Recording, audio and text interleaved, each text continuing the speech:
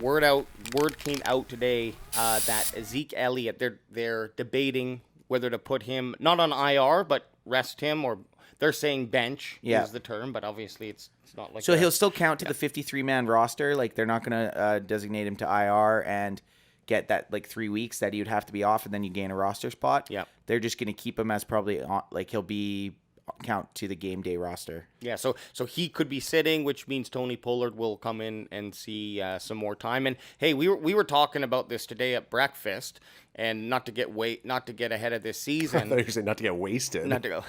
Oh, come on! But to get ahead of not to get ahead of the season, but trading or letting Ezekiel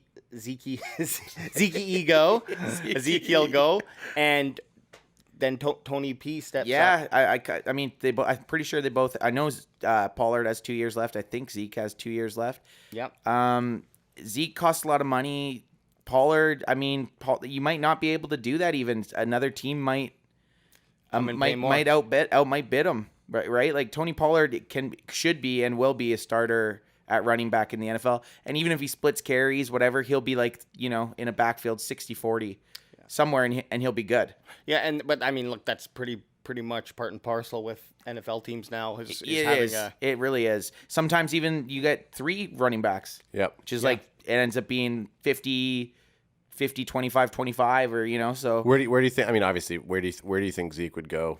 Where do you think who would take him? Who would at that him? point? If we're like we said, we're not trying to get it. We're not trying to get ahead of ourselves. But at the end of the day, when Zeke's on his 3rd contract, for a running back, it's tough to get a 3rd contract. Yeah. And I mean, it's not like he's hurting for money, but you're gonna go probably somewhere where he has a really good chance at a Super Bowl and still is getting paid a lot of money, or somewhere where he's just trying to break the bank.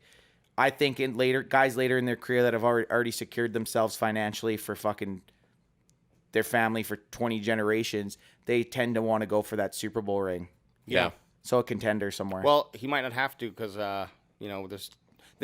there's still 6 games left in this we're still hunting season, for that Super Bowl this year, and that's what we mean. We don't want to get ahead of ourselves, but we were discussing it over some let's give a shout out, a great complimentary breakfast at the Embassy Suites in Fort Worth. Yeah, Hilton. I was expecting some cereal, maybe a couple dry like muffins. Like muffins, but some toast, like full warm orange juice.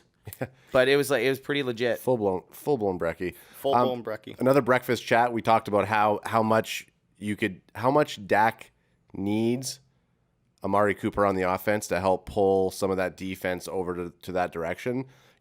Amari steps in for 1 or 2 big plays or clutch plays, but he pulls a lot over into his direction because he is that clutch player. And same with CeeDee Lamb. I mean, having both of those guys out, the offense looked lost today, and ultimately we can't have that type of stuff. Dakota can't expect to have those 2 players there all the time, and you need to be able to show up. He needs to be able to win without them. Yeah. Well, good. Sorry, go ahead. Good segue. I was going to say, good news is that with Gallup and Wilson coming in and playing a pretty good 1-2 game, you bring back Lamb. And I think Lamb was cleared now. Yeah, Lamb will be back. So he'll be back on Thursday. Same with COVID boy. Yeah, COVID Cooper. Cooper Covey. But yeah, so it's boding well for Dak to have a lot of those offensive weapons. Of course, stand up Dalty Schultze. Oh yeah, Schultze with the tutty. Yeah. A nice catch too, over right down the middle. So just don't let him block on big plays. Yes, this is. That's the big thing that's going around today. But besides maybe Gronk, most of the top tight ends aren't the greatest blockers. You got your blocking tight ends, and then you have your receiving tight ends. Schultze's shown that he's probably more of a receiving tight end, which then the offense should realize that he shouldn't be trying to block guys one-on-one.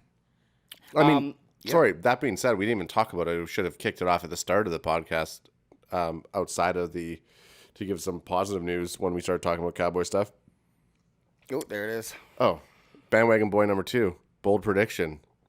Oh, yeah. Yeah. Yeah, he hit bandwagon boy too. What was your bold prediction? Because you hit it. I said there was going to be 4 touchdowns or 4 different Cowboys would score touchdowns. And you nailed that shit. And I was right. It was, first of all, did anyone even know that the Cowboys had a guy named Sean McKeon? Yeah, that's the third triplet. Yeah.